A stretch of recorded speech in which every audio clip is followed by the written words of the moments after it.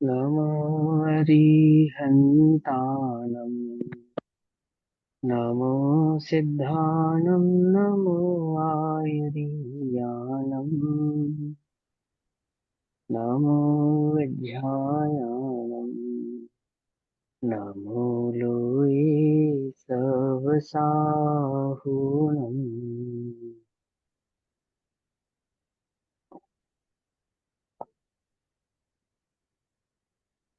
ओंकारं बिन्दुसंयुक्तं नित्यं ध्यायन्ति योगिनः कामदं मोक्षदं चैव ओंकाराय नमो नमः।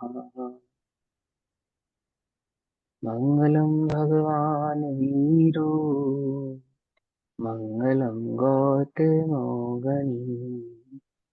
मङ्गलं कुन्दकुन्दार्द्यो जैनधर्मोऽस्तु मङ्गलम्।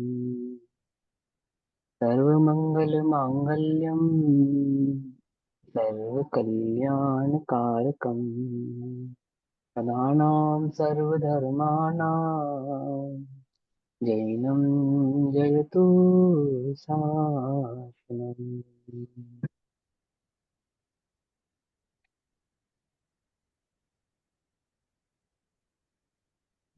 सच्चयति परं ज्योतिः समं समस्तैरनन्तपर्याये दर्पणतले सकला प्रतिफलति पदार्थमालिका यत्र।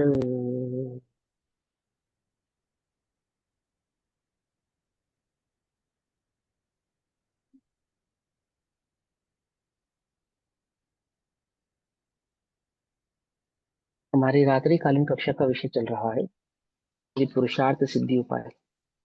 पुरुषार्थ सिद्धि उपाय में श्लोक नंबर 14 का स्वाध्याय हमको आज करना है। 13 नंबर तक के श्लोक में हमने समझा, 12 नंबर के श्लोक में समझा कि द्रव्य कर्म का जो परिणमन है वो द्रव्य कर्म के आधार से होता है जिसमें जीव का भाव कर्म निमित्त है। और श्लोक नंबर 13 में हमने क्या समझा कि जीव का जो भाव कर्म है उसमें द्रव्य कर्म को परिणमित कराने की निमित्त भूत शक्ति अर्थात द्रव्य कर्म का जो उदय है, बंध होता है, उदय होता है, उसके निमित्त से जीव को भाव कर्म होता है। जीव के भाव के निमित्त से द्रव्य कर्म कर्म रूप परिणमित होते हैं और द्रव्य कर्म के उदय से जीव को भाव कर्म, निमित्त से जीव को भाव कर्म का उदय आता है। बात समझ में आ गई या नहीं समझ में आ गई? दोनों ही कथनों में जो प्रधानता है वो निमित्त की है। ठीक। और जो उसका निश्चय भाव है वो कैसा है, वास्तविक स्वरूप कैसा है? उपादान की शक्ति योग्यता जीव की अपनी स्वयं की, कर्म की अपनी स्वयं की है। देखो सभी लोग ध्यान से समझो, यदि हम ऐसा माने कि जैसे आप लोगों ने सुना होगा गति अनुसार मति और मति अनुसार गति, सुना? सुना है ना? कि जीव को जो परिणाम होता है, जो भी परिणाम होता है तो कर्म के उदय के अनुसार होता है, अथवा जैसा कर्म का बंध होना होता है जीव का वैसा परिणाम होता है। ऐसे दो बातें सुनी आपने या नहीं सुनी? दोनों कथन सुने ना? तो इन दोनों कथनों में तो ऐसा हमको लग सकता है, कैसा प्रतिभाषित हो सकता है कि जो द्रव्य कर्म का उदय होता है वो जीव को राग आदि परिणाम कराता है, तो जीव बेचारा क्या करे, उसमें जीव तो निर्दोष है, जीव की तो कोई गलती नहीं है। भाई मैं तो चुपचाप शांति से बैठा था, मैं तो कुछ नहीं कर रहा था, वो तो सामने वाले व्यक्ति ने आके मुझे धक्का दिया, है ना, और मैं इसके ऊपर गिर गया। ऐसा होता है ना, कई बार लाइन में बच्चे खड़े होते हैं तो पीछे वाला बच्चा धक्का देता है और आगे सब एक के ऊपर एक गिर जाते हैं, होता नहीं होता? तो गलती किसकी है? गलती किसकी है? ये गलती तो सबसे पीछे वाले बच्चे की है, जिसने धक्का दिया उसकी गलती है ना? तो ऐसे ही हम कह सकते हैं कि जीव की तो कोई गलती नहीं है, जीव तो राग द्वेष रूप परिणमित हो ही नहीं रहा था, वो तो कर्म के उदय आया और उसने जीव को राग द्वेष रूप परिणमित करा दिया, मेरी तो कोई गलती नहीं है इसके अंदर। तो ऐसा कहने वाले वस्तु स्वरूप के वास्तविक भाव को समझे नहीं। देखो सुनो, जीव, कर्म का उदय किस जीव को राग द्वेष रूप परिणमित करा सकता है? जो जीव स्वभाव में स्थित नहीं है सिर्फ उसको करा सकता है। जो जीव स्वरूप को जानते हैं, स्वभाव में स्थित है, स्वरूपाचरण चारित्र में लीन है, कर्म का उदय तो उनको भी आता है, ठीक है ना, लेकिन क्या नहीं करता, वो उनको स्वरूप से पथभ्रष्ट करता नहीं है। करने में सामर्थ्य नहीं है उसकी, आता है, अपना कार्य करता भी है, परंतु जीव उस रूप परिणमित नहीं होता, तो फल देकर वह कर्म चला जाता है। यहाँ पे बस इस बात को समझना। अब कथन तो बहुत विस्तृत है, बहुत सारे साल के अंदर संबद्धता भी है ना, सर्वज्ञता भी है, बहुत सारी बातें हैं, लेकिन मैं आपको मूल बात इसके अंदर पुरुषार्थ की भावना को समझाना चाहता हूँ कि किसी भी कर्म के उदय को दोष देने से पहले जीव अपने अज्ञान भाव को पहचाने, बस। मूल बात आचार्य भी आपका इसी ओर इंडिकेशन करना चाहते हैं कि आप अपने मूल अज्ञान भाव को पहचानो और उसको दूर करने की कोशिश करो, ना कि किसी कर्म के उदय के कारण मुझे अज्ञान हुआ है ऐसा चिंतन, ऐसा विचार करके प्रमादी और स्वच्छंदी होकर प्रवृत्ति करो। आगे बात समझ में क्लियर है ना? अब आगे कहते हैं, इस संसार का मूल कारण बताते हैं जिसका नाश होने पर पुरुषार्थ सिद्धि का उपाय बनता है, यानी कि प्रयोजनभूत तत्व की प्राप्ति का उपाय बनता है, और संसार के अभाव होने पर ही ऐसा संभव है। तो इस संसार के मूल कारण बताते हैं, इस संसार का मूल कारण क्या है जिसके कारण जीव का प्रयोजनभूत पदार्थ यानी कि अपने आत्मभूत तत्व की उसको सिद्धि, प्रयोजन की सिद्धि नहीं हो पा रही, उसका क्या कारण है ना?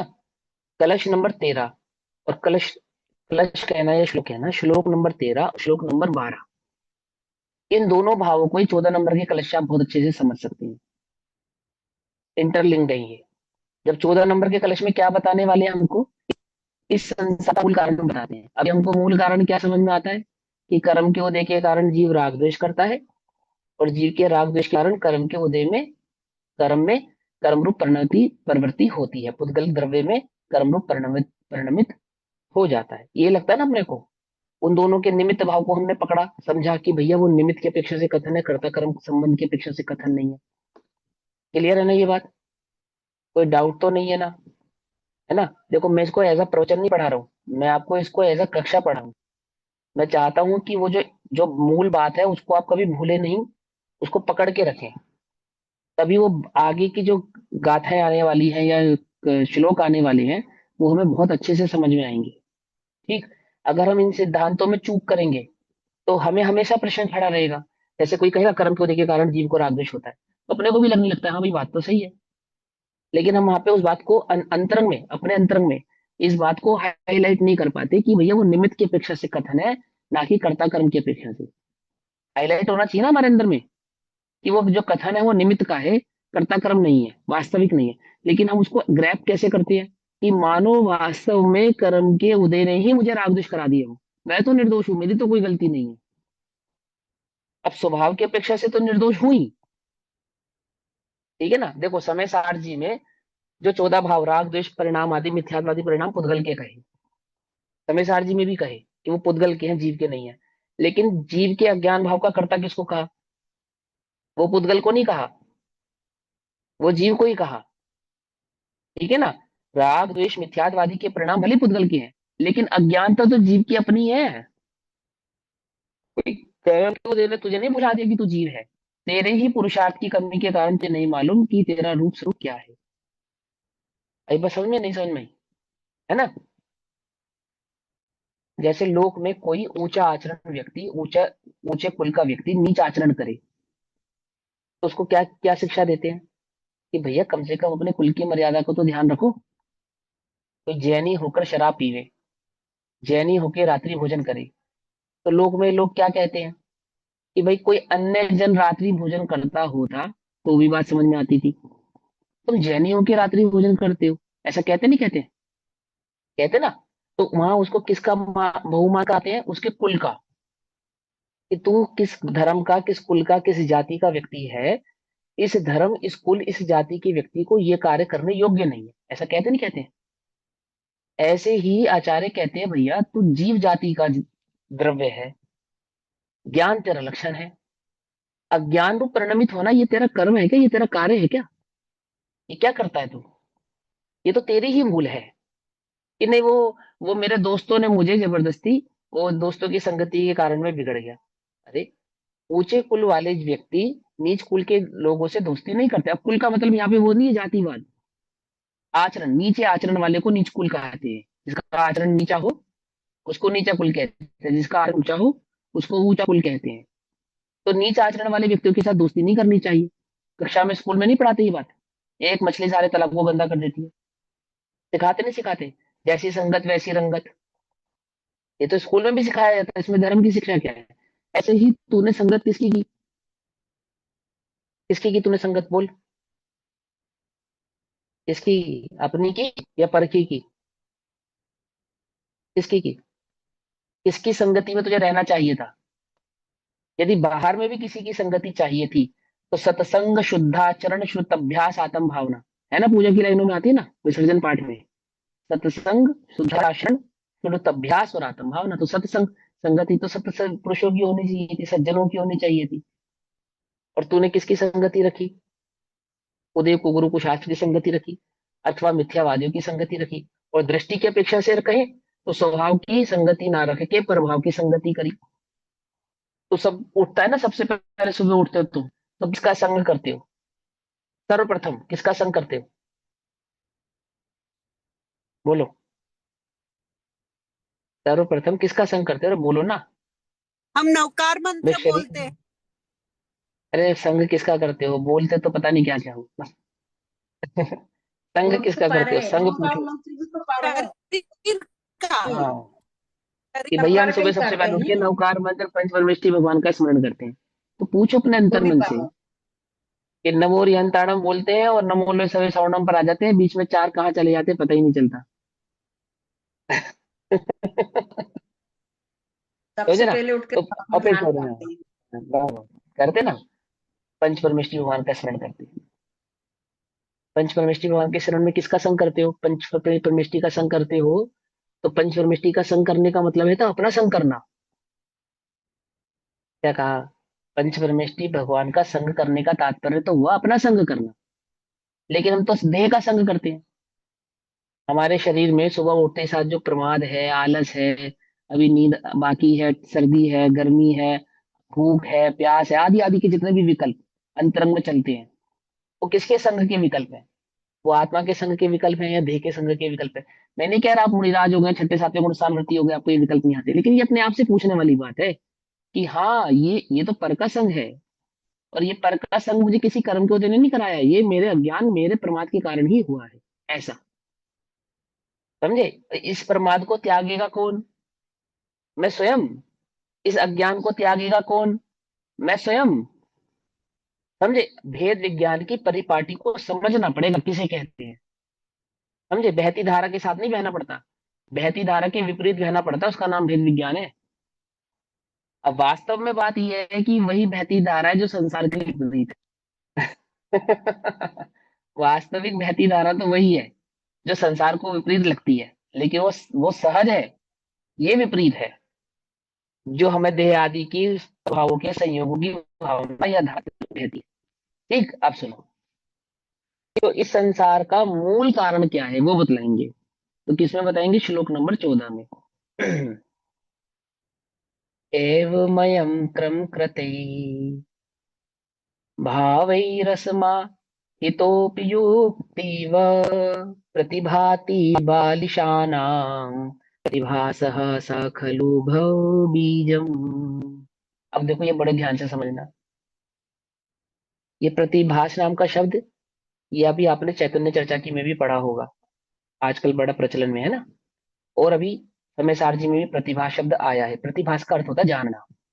प्रतिभास का अर्थ होता है जानना। देखो क्या कहते हैं, एवमयम क्रम कृतैर भावै रस माहितोपि, अर्थात इस प्रकार जो हमने 13 और 12 नंबर के श्लोक में बात कही, इस प्रकार अयम यह आत्मा क्रम कृत ही, क्रम कृत भावै रागादि अथवा शरीरादि भावों से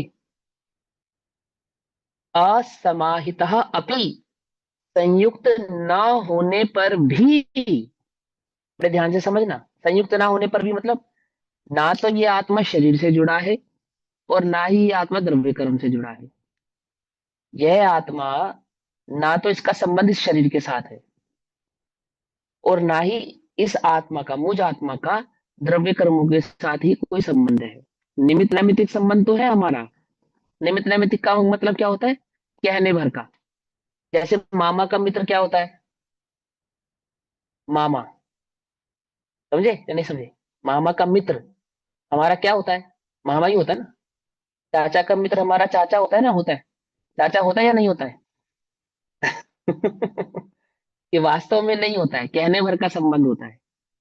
ऐसे ही कर्ता कर्म संबंध तो होता है वास्तविक संबंध, और निमित्त नैमित्तिक संबंध होता है कहने भर का संबंध, कि अब वो हमारे मामा के साथ आया है, मामा का मित्र है, तो हम उसे भी मामा कहते हैं, क्योंकि वो अंतरंग में होने वाले मेरे राग आदि परिणाम के साथ रिएक्ट कर रहा है।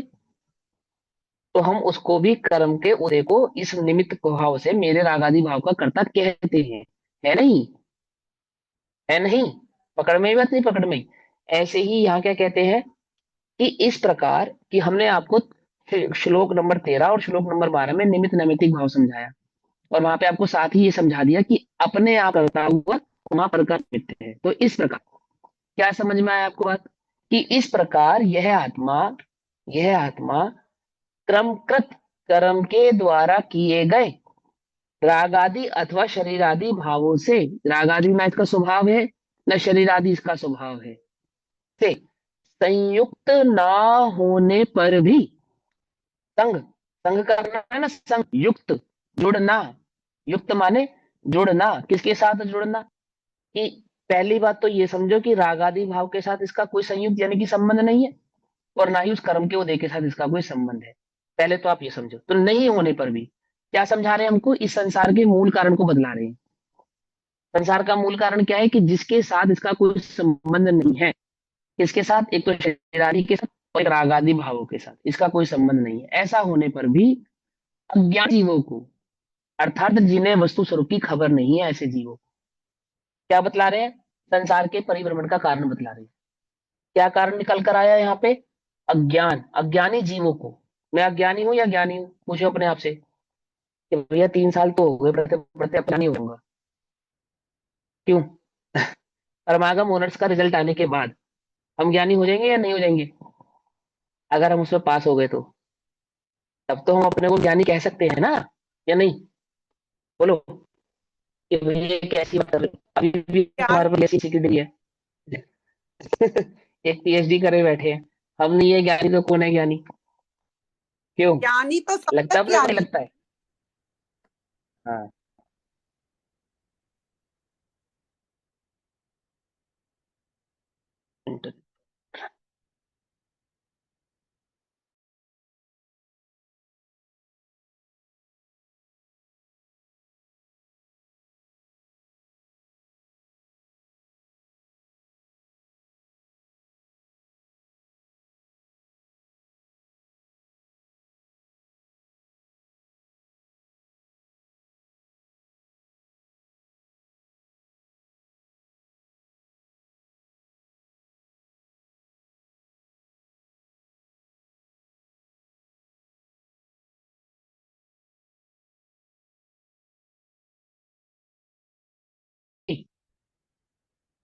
हाँ, तो अपने को लगता है कि अपने पास बीएससी की, एमएससी की डिग्री है, पीएचडी की डिग्री है, तो हम तो ज्ञानी है ही, है ना? यहाँ तो अज्ञानी की बात नहीं है। लोग में अज्ञानी किसको मानते हैं? किसको मानते हैं? जो चतुर ना हो, जो धन कमाना ना जानता हो, जो अच्छी अच्छी अंतर्दृष्टि। बातें ना करता हो, जो चतुराई बातें ना करना जा रहा हो, हम उसको समझते हैं? समझते नहीं समझते हैं? जो 2 रुपए का खर्चा होता हो और आप 1 रुपये मांग ले, तो आप उसे, आपकी दृष्टि में क्या है वो, ज्ञानी है अज्ञानी है? बोलो। मूर्ख ही तो है, उसी को तो अज्ञानी मानते हो आप। लेकिन क्या कहते थे, देखो सुनो, संयुक्त ना होने पर भी, इस शरीर के साथ और रागादि के साथ इस आत्मा का कोई संबंध नहीं होने पर भी अज्ञानी जीव को संयुक्त जैसा प्रतिभासित होता है। संयुक्त जैसा प्रतिभासित होता है किसको? अज्ञानी को। अब अपने से पूछो, क्या मुझे राग आदि परिणामों के साथ, द्रव्य क्रम के उदय आदि के साथ और इस देह आदि के साथ संयुक्त जैसा लगता है या नहीं लगता? कैसा प्रतिभासित होता है? क्या मुझे नहीं लगता है कि मैं शरीर हूँ? क्या मुझे नहीं लगता है कि शरीर आदि के निमित्त से होने वाले जो विकार आदि परिणाम हैं, ऐसे रोग राग द्वेष आदि मोह मिथ्यात्व आदि के परिणाम, ये मेरे हैं? नहीं लगता? और जो कर्मादि का उदय आता है, उस कर्मादि के उदय के साथ होने वाला जो परिणमन है, वो मुझे नहीं लगता कि मेरा परिणमन है। पूछो अपने आप से, संसार में होने वाला यश, संसार में होने वाला अपयश, ऐसे चार आघाती कर्म आदि का उदय मुझे निज रूप लगता है या नहीं लगता? अपना लगता है या नहीं लगता है? तो पूछो, मैं ज्ञानी हूं या अज्ञानी? पूछो अपने आप से, है ना? तो क्या कहते हैं, अज्ञानी जीवों को किसी से नहीं पूछना, इसको कहते हैं समक्ष सम्मुख मिथ्या दृष्टि का चिंतन। विचार करता है, बार बार विचार करता है। क्या विचार करता है? कि वस्तु स्वरूप कैसा है, क्या वास्तव में ऐसा है अथवा ऐसा? क्या मैं वास्तव में ये हूँ, या मैं जिसे दिन भगवान आत्मा हूँ? पूछो अपने। तो क्या कहते हैं, देखो, अगर तुमको भरी हवा में अज्ञान नहीं कह रहे तो तुम्हें कैसा लगेगा? अच्छा लगेगा, बुरा लगेगा? तो देखो क्या कहते हैं, राग आदि अथवा शरीर आदि भावों से संयुक्त नहीं होने पर भी अज्ञानी जीवों को, बालिशानाम, बाल बुद्धि वालों को, अज्ञानी जीवों को युक्त इव संयुक्त जैसा प्रतिभासित होता है। और सप्रतिभास, वह प्रतिभास ही निश्चय से संसार का बीज रूप है। अर्थात निश्चय से आपका अज्ञान ही इस संसार का बीज रूप है। आई बात समझ में या नहीं समझ में आई? बीज रूप है। हाँ। तो ये प्रतिभास का मीनिंग यहाँ क्या है? जानना, जानना क्या प्रतिभाषित होता है, उसको ऐसा लगता है, ऐसा जानता है कि देह में हूँ, द्रव्य कर्म आदि के उदय मेरे उदय हैं, और राग आदि मिथ्यात्वादी परिणाम मेरे हैं, ऐसा जानता है।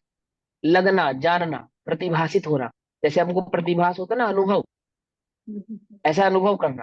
कैसा? कि मानो ये देह मैं हूँ, ये राग आदि परिणाम मेरे हैं, और द्रव्य कर्म आदि का जो उदय है वह मेरा उदय है। ये किसको लगता है? अज्ञानी को लगता है।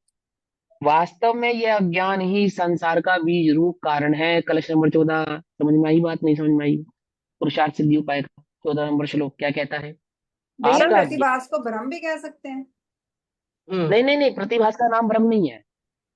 वो, प्रतिभास का मतलब है जानना। क्या जानना? भ्रम को सत्य जानना। अज्ञान भी जान रहा है, अज्ञान का जो प्रतिभास है वो भी प्रतिभास है, और ज्ञान रूप जो प्रतिभास है वो भी प्रतिभास है। मैं आत्मा हूँ, उसको भी प्रतिभास कहेंगे। मैं शरीर हूँ, ऐसे जानने को भी प्रतिभास कहेंगे। अब ये मिथ्या प्रतिभास है, आपको सम्यक प्रतिभास करना है। समझे? अभी जो प्रतिभास है वो मिथ्या है, और प्रतिभास होना चाहिए समझ। आपके पास नॉलेज है बट रॉन्ग है, राइट करनी है। पकड़ में ही बात नहीं? पकड़ में नॉलेज तो कहलाएगी ना, रॉन्ग नॉलेज भी नॉलेज ही कहलाएगी, बट उसके साथ एक शब्द जुड़ जाएगा रॉन्ग, और फिर हम उसको सही करेंगे तो उसी नॉलेज के साथ एक शब्द जुड़ जाएगा राइट। ठीक है ना? और अध्यात्म में इसी प्रतिभास के साथ जब अज्ञान रूप होता है तो मिथ्या प्रतिभास, और यही प्रतिभास जब सही सही हो जाए तो सम्यक प्रतिभास। समझ में बात? तो चलो अब करते हैं इसकी ठीक। सर, एक भैया सेकंड। हाँ, सर, कर्म पूछ रही कृत हूँ। को, ओके। एक एक एक कर्म एक एक प्रत्यय मतलब दिव्य, जो द्रव्य कर्म है। हाँ, कर्म जो प्रत्यय कर्म के का द्वारा मतलब किया गया, कर्म के द्वारा किया गया, कर्म कृति, कर्म के द्वारा किया गया जो रागादि भाव है, निमित्त है ना उसमें, रागादि भावों में निमित्त का। तो कर्म, यह आत्मा, यह आत्मा कर्म कृत रागादि द्वारा, मतलब कर्म कृत, कर्म के द्वारा किए गए रागादि रागादि अथवा या। शरीरादि भावों से, शरीर का जो आपको देह मिली है ये कर्म के उदय से मिली या नहीं मिली? Okay, yes. है ना? जितना भी आपको संयोग आदि परिणाम प्राप्त हुआ है वो कर्म के उदय से प्राप्त हुआ है ना, इंद्रिया कर्म के उदय से प्राप्त हुई है ना, मन कर्म के उदय से प्राप्त हुआ है ना। और वो जो ओके, राग आदि परिणाम उत्पन्न हो रहा है उसमें कर्म का उदय निमित्त है ना, निमित्त है ना। तो वो कर्म कृत जो राग आदि और देह आदि भाव है उनसे यस। जुड़ता है, संयुक्त तो होता है कि मेरे हैं, मैं हूँ। आगे बात समझे? हाँ हिमल जी, आपका क्या प्रश्न है बोलिए। वही थैंक यू। था कि रागादि भाव मेरे नहीं है, क्योंकि हम्म मेरा स्वभाव नहीं है, और हम्म सेपरेट भी हो सकते हैं मेरे से, अलग भी हो हाँ, ये जाते भी हैं, कारण है। क्योंकि हाँ, अभाव और भी हो एक जाता चीज, है उनका। ये तो दो बातें हो गई। एक तो उनका अभाव हो जाता है, मेरे नहीं है, स्वभाव नहीं है मेरे, दो बातें हो गई। एक बात और जोड़, कि जब मैं अपनी दृष्टि करूंगी तब तो नहीं होंगे, जब पर हाँ की दृष्टि करती हूँ तभी होते हैं। ये भी हाँ तो जोड़ो, मेन बात तो जोड़ो। ये दो बातें तो जोड़ दी, ये तीसरी बात तो क्यों भूल जाते हो? ये होते क्यों है? कि जब मैं अपने स्वभाव में नहीं रहता तब होते। तब होते हैं। जब मैं अपने स्वभाव में रहूं तब नहीं होंगे, करना भी चाहूंगा तो नहीं होंगे। ऐसा ही है ना, ये देखो कहा था ना, कल वाली कक्षा में तो कहा था उन्होंने। हम्म, कल की कक्षा में कहा था जब अपने से जुड़ता है तब नहीं होता। हाँ, देखो भावार्थ, श्लोक नंबर 13 का भावार्थ, पहली लाइन पढ़ो नुपुर जी पढ़ो। श्लोक नंबर 13 के भावार्थ की पेज नंबर 42, भावार्थ की फर्स्ट लाइन पढ़ो। इस जीव के रागादि विभाव भाव अपने आप ही स्वद्रव्य के आलंबन से नहीं होता। हाँ लिखा है ना, पहली लाइन तो लिख दी कि जब आप अपना अवलंबन लोगे तब तो नहीं होंगे ना राग आदि भाव, कब हो रहे हैं? आप अपना अवलंबन नहीं ले रहे हो तब होते हैं। तो दो पॉइंट तो आपने याद किए, कौन कौन से? कि मेरा स्वभाव नहीं है और अलग हो जाते हैं इसलिए मेरे नहीं। साथ में ये भी तो बोलो कि मैं जब पर की दृष्टि करता हूँ तब होते हैं, जब मैं पर की दृष्टि नहीं करता हूँ स्वावलंबन लेता हूँ तब नहीं होते हैं। ये तीन बातें है ना। हाँ, अब सुनो टीका, श्लोक नंबर 14 की टीका पढ़ेंगे। स एव अयम क्रम कृते भावै असमाहितः अपि बालिशानां युत इव प्रतिभाति। अर्थात इस प्रकार, सा एव अयम, इस प्रकार यह आत्मा कर्म द्वारा किए हुए नाना प्रकार के भावों से संयुक्त नहीं है। संयुक्त नहीं है मतलब ये दोनों एक नहीं है, जुड़े हुए नहीं है, संयुक्त नहीं है। पकड़ में ही बात। कर्म के द्वारा किए गए नाना परिणाम, नाना भाव कौन कौन से? द्रव्य कर्म, भाव कर्म और नो कर्म, तीन कर्म पढ़े थे हमने। पढ़े थे नहीं पढ़े थे? नो कर्म माने शरीर और सारा संसार, क्या है ये? नो कर्म। उत्पन्न होने वाला राग द्वेष आदि का परिणाम भाव कर्म, और भाव कर्म के निमित्त से होने बनने वाली जो आठ कर्म प्रकृति, आठ कर्म है ना, उनमें 148 प्रकृति है, वो सारा का सारा द्रव्य कर्म। तो ये तीनों क्या है? जीव का भाव नहीं है, संयुक्त जीव का भाव नहीं है, इस जीव के साथ जुड़ा हुआ नहीं है। ये बात तो सही है कि जहां जहां राग आदि को ढूंढेंगे तो वहां वहां जीव होगा, लेकिन जहां जहां जीव को ढूंढेंगे वहां वहां राग आदि होगा, ऐसा नियम नहीं। क्योंकि ये इनका संयुक्त भाव नहीं। ये उसी जीव के साथ पाएगा जो जीव स्वरूप को नहीं जानते। जो जीव स्वरूप को जानते हैं उनके साथ राग आदि भाव भी पाए जाते नहीं। तो इनके संयुक्त होने का मूल कारण जीव का अपना अज्ञान, मेरा अपना अज्ञान। तो देखो, इस प्रकार यह आत्मा कर्म द्वारा किए हुए नाना प्रकार के भावों से संयुक्त नहीं है, जुड़ा हुआ नहीं है, इसका स्वभाव नहीं है, तो भी अज्ञानी जीवों को अपने अज्ञान से आत्मा कर्म जनित भावों से संयुक्त जैसा प्रतिभासित होता है। अज्ञानी जीव को ऐसा लगता है वो मुझे राग का परिणाम है, द्वेष का परिणाम है, काम का परिणाम है, क्रोध का परिणाम है, और ये मेरे ही परिणाम है, और इनकी पूर्ति में मुझे सुख का अनुभव होता है, इनके पूर्ण नहीं होने पर मुझे दुख होता है। ये शरीर आदि मैं हूं, ये नो कर्म आदि संसार आदि मेरा है, ऐसा इस अज्ञानी को प्रतिभासित होता है। ठीक। तो भैया, भावार्थ। तो मुझे जब भी गुस्सा आएगा या बेटी के ऊपर राग आएगा, तो वो कौन कर हम्म, रहा है? कैसे वो सोचने का आप फिर? सोचना क्या है बताओ, कौन कर रहा है अभी बताओ, तीसरे नंबर का पॉइंट बताओ। पर मैं देख रही हूँ इसलिए हो रहा वैसा है, अनुभव हो रहा है, ऐसे सोचने और का वो बस बात। ऐसे सोचना क्या, समझने का। सोच तो अपने आप आएगी आपकी। ठीक। देखो, मैं स्त्री हूं, ये तुम्हें सोचना पड़ता है नहीं?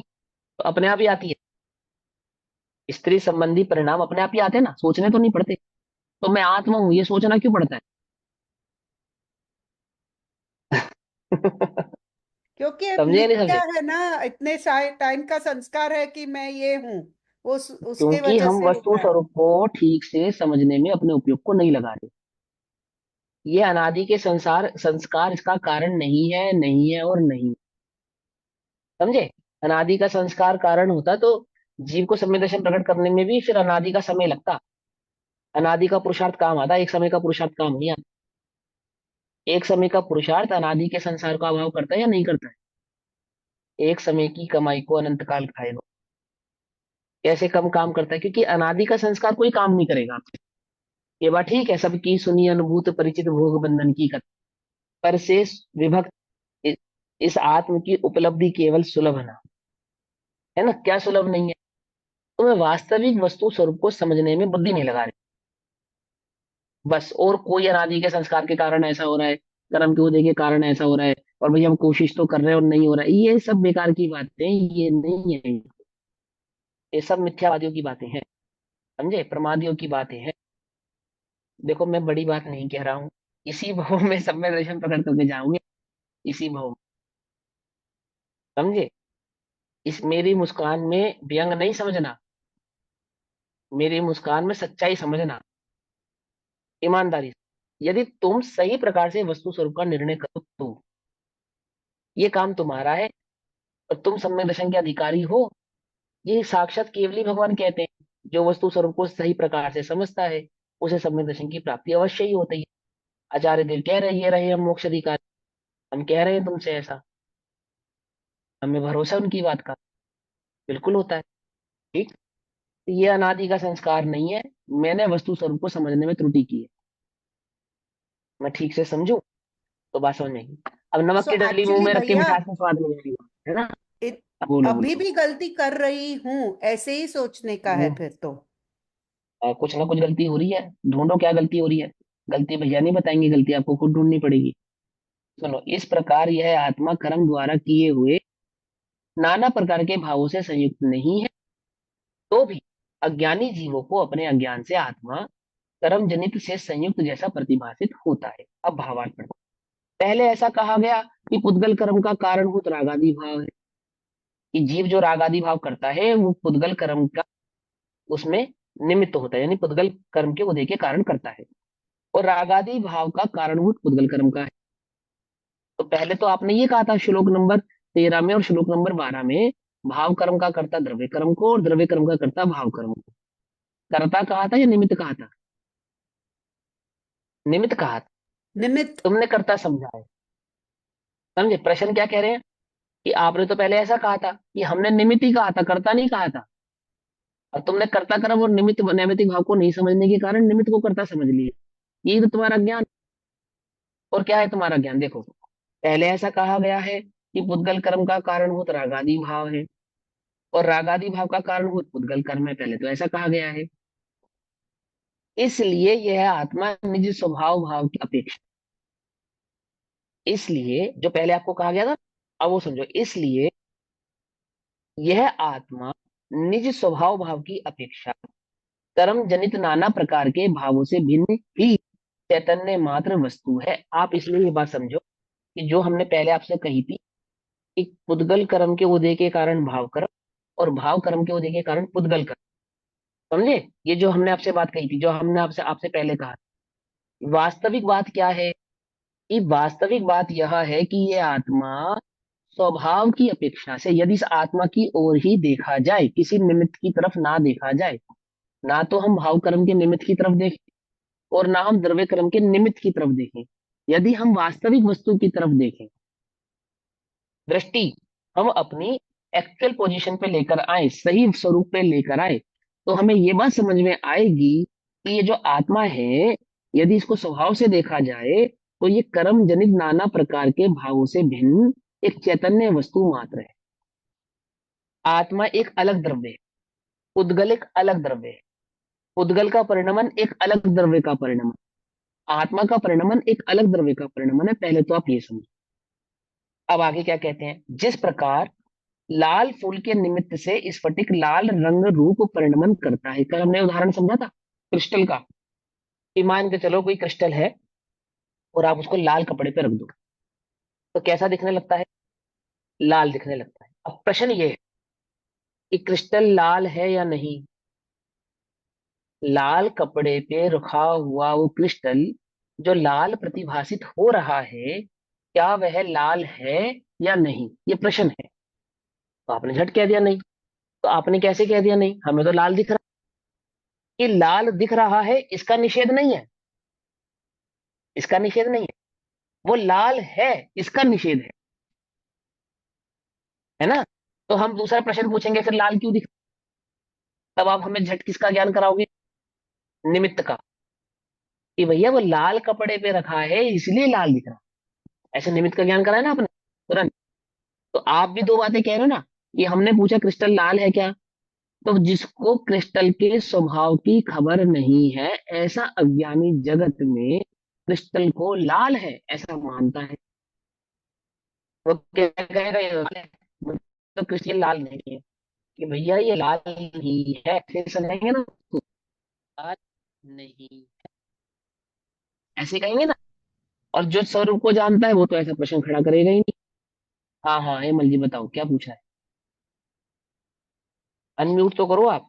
ये एग्जाम्पल से ये समझने का कि आ, हमको ऐसा दिखता है कि आत्मा और राग जुड़े हुए हैं, मगर हम्म वो जुड़े हुए नहीं है, ऐसा ही समझने हम्म का ये एग्जाम्पल के साथ। हम्म करेक्ट। यही समझना है, बिल्कुल समझना है। Thank you. तो राग क्यों दिख रहा है, राग क्यों हो रहा है, कि ये पर का संयोग कर रहा है, जैसे क्रिस्टल लाल कपड़े का संयोग करके लाल दिखता है, ऐसे ही आत्मा पर का संयोग करके रागी द्वेषी मिथ्या दृष्टि होता है। और यह आत्मा पर का संयोग ना करे, जैसे वो क्रिस्टल लाल कपड़े का संयोग ना करे तो लाल नहीं दिखेगा, ऐसे ही ये आत्मा यदि पर का संयोग ना करे तो राग द्वेष मिथ्या तो नहीं दिखाएगा, नहीं होंगे। समझ में आई बात, नहीं समझ में आई, समझ में आती है या नहीं समझ में आती, बोलो भाई। तुम्हारे दुख का कारण कौन, वो व्यक्ति या तुम्हारा राग उस व्यक्ति के प्रति, कौन, पूछो अपने आप से। दोनों ही नहीं ये सर, बात तुम्हें समझ में हमारा है। दृष्टि हमारे पे नहीं है, वो ही है कारण। हाँ तो वही तो बोल रहे हैं, आगे मत भागो। साथ चलो साथ, आगे नहीं चलो, ठीक। वही तो कह रहे हैं कि मेरे दुख का कारण कौन, कि मेरे द्वारा उस व्यक्ति, वो व्यक्ति मेरे दुख का कारण नहीं, व्यक्ति के प्रति जो मेरा राग है वो मेरे दुख का कारण है। यदि वो राग जैसे उसका टूट गया सामने वाले का, तो उसको दुख नहीं हो रहा, यदि मेरा टूट गया होता तो मुझे नहीं होता।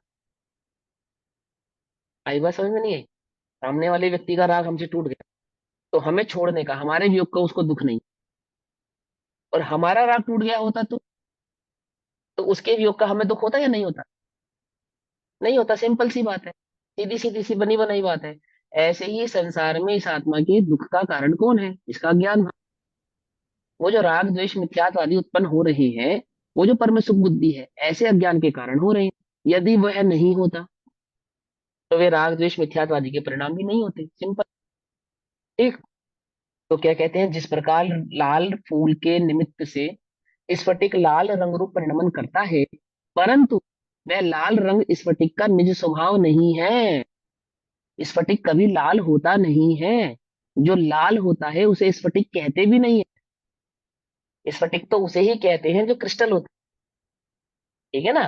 फिर आगे क्या कहते हैं, स्फटिक तो स्वच्छता रूप, स्वच्छता माने क्रिस्टल रूप, क्रिस्टल क्लियर, अपने श्वेत वर्ण से ही विराजमान है, लाल रंग है वह तो रूप में प्रवेश किए बिना, यानी कि जो लाल रंग है वो उस स्फटिक को लाल किए बिना, स्फटिक को लाल नहीं किया उसने तो भी स्फटिक को लाल दिखलाता है, ऊपर ऊपर ही झलक मात्र दिखाई पड़ता, वो भी किसके कारण, वो स्फटिक की स्वच्छता के कारण। हाँ हाँ, मेरे अंदर में मुझे जो राग दिख रहा है ना, इससे तो मुझे ये समझ में आ रहा है मेरा स्वच्छत्व परिणाम, स्वच्छत्व परिणाम माने आत्मा में एक स्वच्छत्व नाम की शक्ति है, राग भाव दिख रहा है आत्मा में, आत्मा में राग नहीं होने पर भी राग क्यों दिख रहा है, कि जिसका संयोग करता है वैसा दिखता है, इससे तो मेरी स्वच्छता समझ में आती है, कितना क्लियर हूँ मैं, कितना क्रिस्टल मैच है मेरे परिणाम में, मेरे मेरा जो स्वच्छत परिणाम है वो कितना प्यारा है, कि जो भी मेरे समक्ष आता है वो मुझ में ऐसे झलकता है मानो मैं ही हूँ।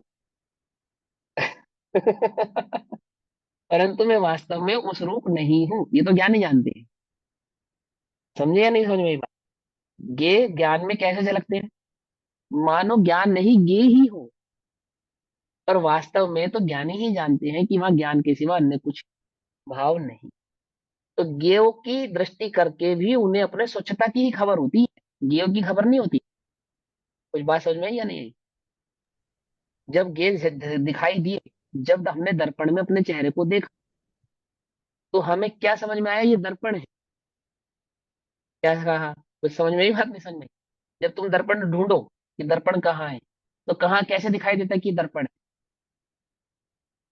कैसे पता चलता तुम्हें ये दर्पण है, कि तुमने अपना रिफ्लेक्शन आ रिफ्लेक्शन, रही है अपना इसलिए। अपना चेहरा देखा तो तुम्हें उससे क्या समझ में आई, ये दर्पण है। ऐसे तो समझ में आता है या नहीं समझ में आता है ना? हाँ और जहां जहां चेहरा नहीं दिखाई दे उसको कोई दर्पण मानता नहीं मानता। ऐसे ही ज्ञेयों की, ज्ञानी के ज्ञान में जब ये झलकती है तो ज्ञानी को तो उससे अपने सचेत परिणाम का ही आह्लाद आता है, बहुमान आता है। ओह, ये तो मेरा सचेत परिणाम है। इतनी स्वच्छता है मेरे ज्ञान में कि जो मेरे समक्ष आता है मुझे लगता है उसमें क्या बात, घबराता नहीं है, डरता नहीं है। कुछ बात समझ में आई या नहीं? ध्यान आदि के काल में कभी शांति से तुम बैठे हुए हो किसी भी काल में, कभी राग द्वेष आदि उत्पन्न हो भी जाए तो घबराना नहीं। क्या विचार करना, ये तो मेरा स्वच्छत परिणाम है। जो राग द्वेष इसमें झलक रहे हैं, क्यों झलक रहे हैं? मैं तो पर की ओर नहीं देख रहा, फिर क्यों झलक रहे हैं? ये स्वच्छत परिणाम है। जो इसके समक्ष आता है वो दिखाई देता है, जैसा है वैसा दिखाई देता है। मैं तो उस जैसा होता नहीं हूँ। स्फटिक तो लाल रंग के कपड़े का संयोग करके लाल प्रतिभासित होता हुआ भी लाल होता नहीं है। आई बात समझ में? तो क्या कहते हैं कि वह तो स्वरूप में प्रवेश किए बिना, वो लाल रंग स्फटिक के स्वरूप में प्रवेश किए बिना ऊपर ऊपर ही झलक मात्र दिखाई पड़ता। वह रतन का पारखी जोहरी तो ऐसे ही जानता है। जिसको रतन की खबर है, स्फटिक की खबर है, वो तो स्फटिक को ऐसे ही देखता। परंतु अपारखी अपरीक्षक पुरुष को सत्य रूप वास्तव में वह स्फटिक मणि ही रक्त मणिवत लाल रंग के स्वरूप प्रतिभासित होती है। अर्थात जिसको स्फटिक के स्वरूप की खबर नहीं है, समझ नहीं है, ज्ञान नहीं है, उसे वह स्फटिक लाल प्रतिभासित होती है, अर्थात लाल दिखाई देती है। स्फटिक लाल हो गई है, ये लाल रंग की मणि है, ऐसा वह मानता है। समझ में बात है? समझ में? उसी प्रकार कर्म निमित्त से आत्मा रागादि रूप परिणमन करता है। अब आत्मा रागादि रूप परिणमन करता है या आत्मा में रागादि दिखाई देते हैं? परिणमन तो रागादि करते हैं, आत्मा नहीं करता। आत्मा तो ज्ञान का ही परिणमन करता है। उस ज्ञान के परिणमन में होने वाले कर्म के उदय के परिणमन, रागादि उदय ना, राग द्रव्य कर्म का परिणमन ऐसा प्रतिभासित होता है मानो आत्मा ही राग कर रहा है। जैसे अज्ञानी को ऐसा लगा मानो स्फटिक ही लाल हो गया, लाल मणि है वो, स्फटिक नहीं। अज्ञानी को क्या लगता है, ये जो राग है ये मेरा है, ये जो द्वेष है ये मेरा है, स्वभाव को नहीं जानने वाला। और वास्तव में कैसा है कि आत्मा तो ज्ञाता मात्र है, कर्ता राग आदि भाव का कर्ता नहीं है। समझ में ये बात? नहीं समझ में? ये भाव समझना बड़े ध्यान से देखो। उसी प्रकार कर्म निमित्त से, कर्म के निमित्त से, लाल कपड़े के निमित्त से आत्मा यानी कि वह स्फटिक मणि जो था, ऐसा ही आत्म तत्व रागादि रूप परिणमन करता है। जैसे स्फटिक लाल रंग रूप परिणमित होता है या नहीं होता? स्फटिक लाल रंग रूप परिणमित होता है या नहीं होता, बताओ? लेकिन परिणमित करता हुआ दिखाई देता है। उस दिखाई देने को कहते हैं परिणमन होना। समझे? ऐसे ही राग आदि दिखाई देते हैं, इस दिखाई देने को कहते हैं परिणमन होना। अब जो परिणमन मानता है वो अज्ञानी है, और जो देखता भर है वो ज्ञानी है। आई बात समझ में? या नहीं समझ में आई? देखो, परिणमन करता है परंतु वह रागादि आत्मा का निज भाव नहीं है। जैसे वह लाल रंग स्फटिक का निज भाव नहीं है, ऐसे ही ये रागादि परिणाम मेरे निज भाव नहीं है। आत्मा तो अपने स्वच्छता रूप, जैसे वो स्फटिक अपने स्वच्छता रूप को धारण किए हुए है, ऐसे ही मैं निज चैतन्य भगवान आत्मा अपने स्वच्छता रूप चैतन्य गुण में विराजमान है ना? मैंने क्या कहा, जब ये झलकते हैं ज्ञान में तो ज्ञानियों को तो अपने स्वच्छत परिणाम का की दृष्टि होती है, लेकिन अज्ञानी को उस स्वच्छत परिणाम में दिखने वाले ज्ञेय भाव की दृष्टि होती है। ऐसा रागादि है वे तो स्वरूप में प्रवेश किए बिना है, ऊपर ही ऊपर झलक मात्र दिखाई देते हैं। आत्मा में प्रवेश नहीं पाते, ऊपर ऊपर दिखाई देते हैं। वहां ज्ञानी स्वरूप का परीक्षक तो ऐसे ही जानता है। जिसको स्वरूप की परीक्षा है, स्वरूप की खबर है, वास्तविक वस्तु स्वरूप को जानता है, वो परीक्षक।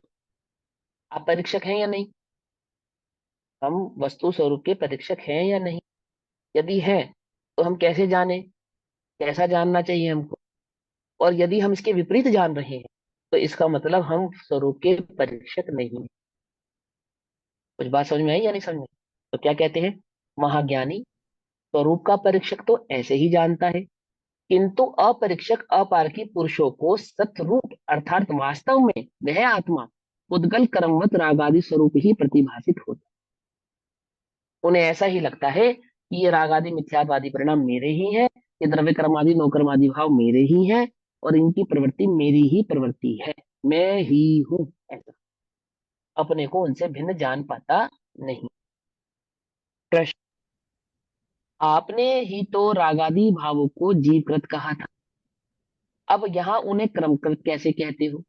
जो यस, जीव के राग भाव थे उनको तो आप जीव का कह रहे थे, अब उन्हें आप कर्म का क्यों कह रहे? ये कह तो रही है, समझाएंगे ना तुमको कि वो जीव कर्मकृत किस लिए है और जीवकृत किस लिए कहा। स्वरूप को नहीं जाना, वो तो जीव ने नहीं जाना ना, इसलिए जीवकृत कहला रहे हैं। लेकिन यदि ज्ञानी हो, स्वरूप को जाने और तो भी दिखे, तो कर्मकृत ही है, वो जीव के नहीं है। समझे नहीं समझे? स्वरूप को नहीं जानने के कारण उसको हम कर्मकृत कह रहे हैं, जीवकृत कह रहे हैं, और स्वरूप को जानने की अपेक्षा से वो कर्मकृत कहलाएंगे, जीवकृत नहीं कहलाएंगे। देखो, स्फटिक लाल रूप परिणमित हुई, तो लाल की अपेक्षा से देखने पर लाल किसका है? स्फटिक का है या कपड़े का है? कपड़े का है, सीधी सीधी सी बात है ना। लेकिन अगर कपड़े का लाल है तो कपड़े ने सबको लाल क्यों नहीं कर दिया, स्फटिक को ही लाल क्यों किया? उसके ऊपर कोई पत्थर रख दो, उसको भी लाल रखेगा, जो मर्जी रख दो। स्फटिक कि की नहीं नहीं, स्फटिक योग्यता में है। स्वच्छता है ना, उसकी योग्यता, लाल रूप परिणमित होने की जो योग्यता है स्फटिक की, उसके कारण लाल कपड़े का निमित्त पाकर स्फटिक ही लाल रूप परिणमित होता है। ऐसे ही आत्मा में एक उपयोग नाम का गुण है, उपयोग लक्षण। वो उपयोग जहां युक्त होगा, जहां जुड़ेगा, उसी ही की अपेक्षा से इस आत्मा का कथन। समझे बात? पर में जुड़ेगा तो आत्मा को पर का कर्ता कहेंगे, और स्वभाव में जुड़ेगा तो इस आत्मा को पर का कर्ता नहीं कहेंगे। सिंपल, ठीक है ना। क्योंकि उपयोग गुण तेरा है, पर का नहीं है। पर तुझसे आके नहीं जुड़ता है, तू पर में जाके जुड़ता है। आई बात समझे? देखो भी समझेंगे यहाँ। रागादि भाव चेतन रूप है, भाव कर्म चेतन रूप है, यानी कि जब भी हम रागादि को खोजें तो कहाँ मिलेंगे? जहां चेतना होगी वहीं मिलेंगे। उद्गल में खोजे, इसमें राग द्वेष ढूंढे तो मिलेगा? बोलो मिलेगा? नहीं मिलेगा। तुम्हारी प्रिय वस्तु, मानो तुम्हारा प्रिय वस्तु जिससे तुम्हें अति राग है, वो फट जाता है, तो दुख किसको होता है? तुमको होता है ना। और बाय चांस तुम्हें चोट लग जाए और वस्त्र को कुछ ना हो, तो वस्त्र को भी दुख होना चाहिए कि हाय मेरे मालिक को चोट लग गई। नहीं, तुम भी कट फट जाते हो ना कहीं से, तो तुम्हारे वस्त्र को दुख होता है या नहीं होता? नहीं होता। यानी वहां राग आदि तो मिल ढूंढने से भी प्राप्त नहीं होते, और जहां राग आदि प्राप्त होते हैं तो कहाँ है वो चेतन पदार्थ, वहीं मिलेंगे, कहीं और नहीं मिलेंगे वो। तो रागादि भाव चेतन रूप है, अतः उसका कर्ता जीव ही है। अपने अज्ञान भाव से उत्पन्न होने वाले जो रागादि परिणाम है, उनका कर्ता तो वो जीव ही है। परंतु यहाँ श्रद्धान करवाने के निमित्त मूलभूत जीव के शुद्ध स्वभाव की अपेक्षा से यदि उसी जीव के स्वभाव भाव को देखा जाए, उसी जीव के वास्तविक स्वरूप को देखा जाए, और यदि वो जीव जिस कारण से रागादि रूप परिणमित हो रहा है उस कारण को छोड़ दे, तो क्या फिर वहां रागादि मिलेंगे? यदि हम सिद्धों में और अरिहंतों में रागादि खोजने जाते हैं, तो क्या वहां हमें रागादि प्राप्त होते हैं? नहीं होते। और यहाँ क्यों प्राप्त होते हैं फिर? कुछ तो बात होगी भैया, वो भी जीव है, मैं भी जीव हूँ, कि उन्होंने, उनमें और मुझ में एक अंतर है कि उन्होंने वो रागादि उत्पन्न किया है, और वो जो रागादि उत्पन्न होने का जो कारण है अज्ञान, मैं उसका त्याग किए, अभी मैंने उसका त्याग किया नहीं। तो बेसिकली मुझ में जो रागादि भाव प्रकट है, दिखाई देते हैं, जिनका कर्ता मैं हूँ, वो मुझ में दिखाई ही इसलिए देते हैं क्योंकि मैंने अभी अपने अज्ञान भाव का त्याग किया नहीं। तो जब तक मैं अज्ञान का त्याग नहीं करूंगा तब तक मैं रागादि का कर्ता मैं ही कहलाऊंगा। लेकिन अगर मैं अपने स्वभाव की तरफ देखूं, स्वरूप की तरफ देखूं, उसके वास्तविक स्वभाव को से पहचानूं, समझूं, तो मुझे ज्ञात होता है कि रागादि तो वहां उत्पन्न होते ही नहीं, उनका कर्ता तो मैं हूं ही नहीं। तो इसी बात को यहाँ मूल लक्षणों में समझाया है। देखो कि जब रागादि भाव चेतन रूप है, इसलिए उनका कर्ता जीव ही है, परंतु यहाँ श्रद्धान करवाने के निमित्त मूलभूत जीव के शुद्ध स्वभाव की अपेक्षा से रागादि भाव कर्म के निमित्त से होते हैं, इसलिए कर्मकृत कहा। यदि स्वभाव की अपेक्षा से इस जीव को देखें तो जीव के अपने नहीं है, जिसका उसने संयोग किया है ना कर्म, उस कर्म के संयोग से ही उत्पन्न होने वाले परिणाम हैं, अन्यथा वे उत्पन्न होने वाले नहीं। और वो संयोग क्यों हुआ? इसके अज्ञान के कारण। समझ में बात है? समझ, बुरे बच्चों ने आपसे दोस्ती की या आपने बुरे बच्चों से दोस्ती की? बोलो भैया, बोलो। हमने किया, हमारा उपयोग ऐसा नहीं करता है, है, इसलिए हमने किया। ऐसा नहीं। हमने बुरे बच्चों से दोस्ती की, इसलिए बुरे बच्चों ने हमसे दोस्ती की। कोई बात समझ में आई या नहीं समझ में आई? समझे? मुझे है लगा ना? सेम और मैंने गुरुजी से बोला। जरूर पूछते। नहीं, आपने सेम नहीं बोला, उसमें अंतर है। अब सेम नहीं भाव को समझ समझना रहा पड़ेगा, फिर। थोड़ा सा दार्शनिक पैमाना समझाते देखो। हम तो दोस्ती करना चाहे किसी से और कोई हमसे ना करना चाहे, तब उस स्थिति में हो जाएगी दोस्ती? नहीं होगी ना। कोई हमसे दोस्ती करना चाहे और हम ना करना चाहे उनसे, तो उस स्थिति में हो जाएगी दोस्ती? तब भी नहीं होगी। तो हमने करना चाही और इसलिए उन्होंने हमसे दोस्ती की, और उन्होंने करना चाहे इसलिए हमसे दोस्ती हुई। दोनों तरफ से बात। तो बात समझ में आई? दोनों में से एक भी ना चाहे तो काम हो जाएगा? है, गुरु जी से पूछा कि आपने विवाह किया नहीं या हुआ नहीं? तो उन्होंने क्या उत्तर दिया कि किया नहीं इसलिए हुआ नहीं, और हुआ नहीं इसलिए किया नहीं। क्या मतलब? समझे या नहीं समझे? अब थोड़ा सा उपयोग सूक्ष्म करोगे तो बात समझ में आएगी। ऐसा ही यहाँ पे है कि वो राग आदि क्यों हुए? कि जीव ने पर का भाव किया इसलिए हुआ, और जीव ने पर का भाव किया इसलिए पर ने जीव का भाव किया। पर का भाव जीव में रिफ्लेक्ट हुआ ना राग द्वेष के रूप में। क्यों हुआ? क्योंकि जीव ने पर का भाव किया।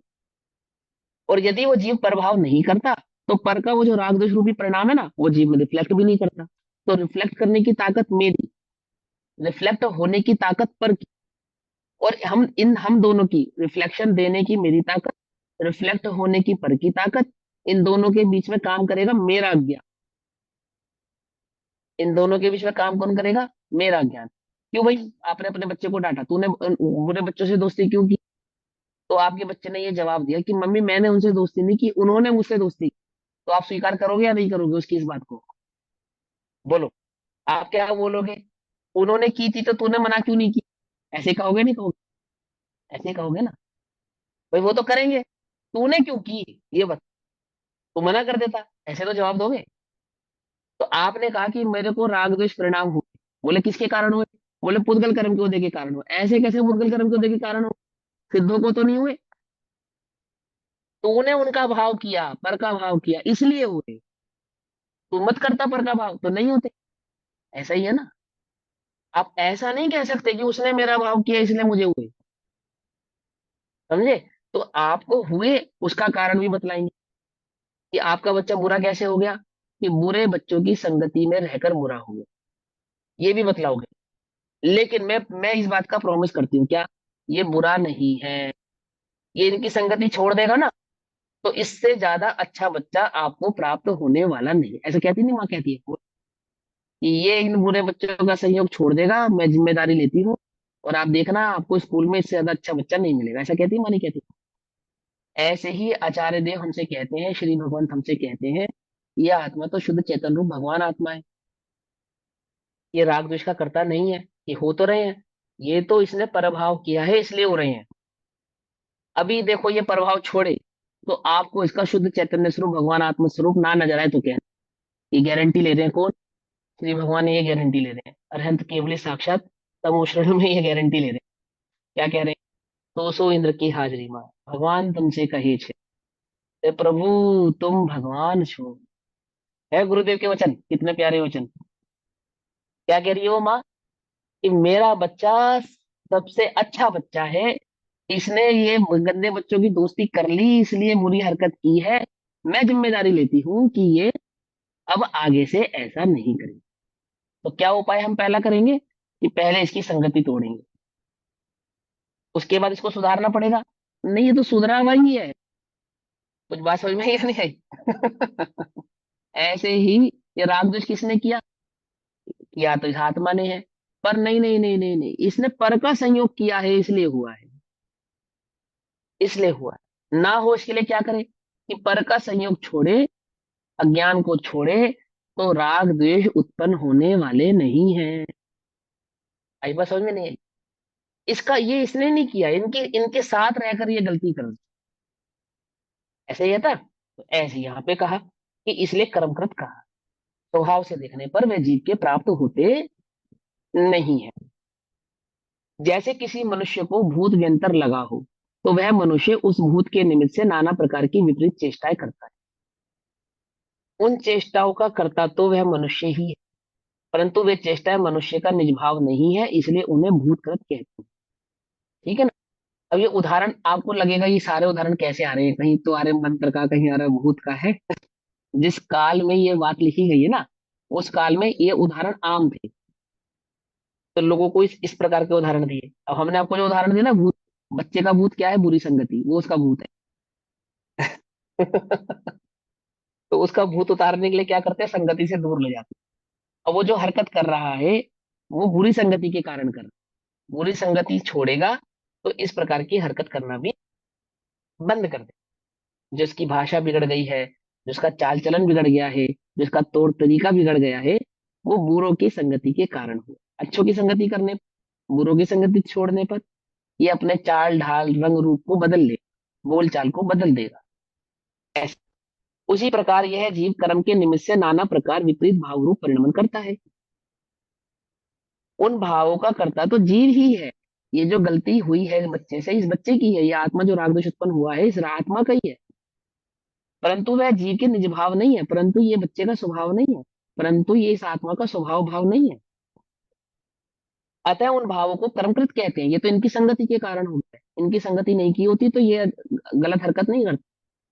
ये तो कर्म के उदय के कारण राग द्वेष हुए हैं। इसने प्रभाव की संगति नहीं की होती, प्रभाव नहीं किया होता, तो राग द्वेष नहीं करता। समझे? इसलिए हम उसको कर्मकृत कहते हैं, प्रभाव का करते कहते हैं।